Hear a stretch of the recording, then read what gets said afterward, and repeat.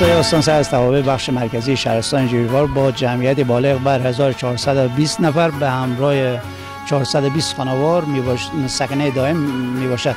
این روستا دارای 5 شهید تقدیم نظام جمهوری اسلامی ایران کرده. از سال 1382 دارای طرح هادی مصوب بوده، ولی تاکنون نسبت به اجرای طرح هادی اقدامی نشده به دلیل اینکه ما تاکنون نتونستیم کد اعتباری برای روستا از سازمان دولتی دریافت کنیم که یه اعتباری واسه این اجرای طرح هادی برای روستا در نظر گرفته بشه که ما بتونیم سالانه از اون اعتبارات برای آبادانی بهتر روستا کوشش کنیم.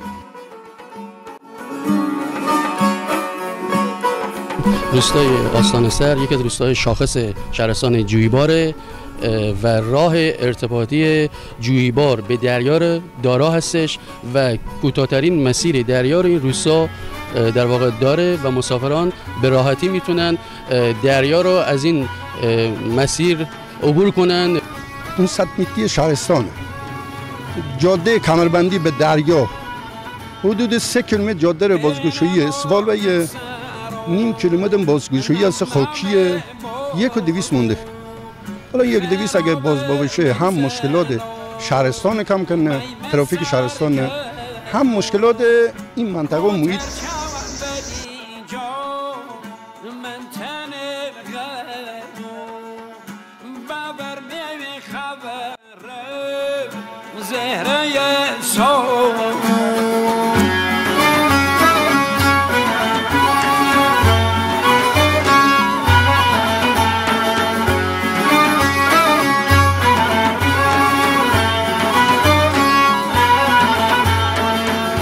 طالبا یا فصل جمونی و نقدر بیاد بی خانمونی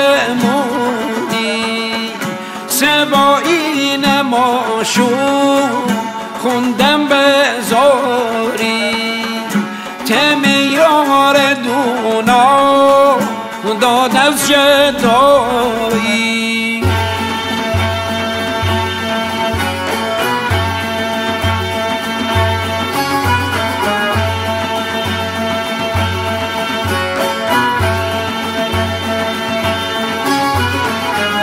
جنبیت هواره دل بیقرارم